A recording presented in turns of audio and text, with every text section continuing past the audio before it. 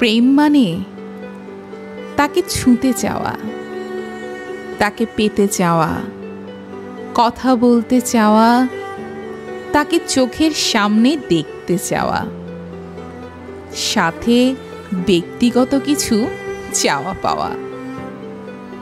ভালোবাসা মানে এই সব চাওয়া পাওয়া পূরণ হয়ে গেলে পুনরায় তাকে অবহেলা না করা, তাকে আরও ভালোবাসতে চাওয়া, সর্বোপরি এই চাওয়া পাওয়া ছাড়াই তাকে সম্মান করা, শ্রদ্ধা করা, একে অপরের প্রতি বিশ্বাস করা।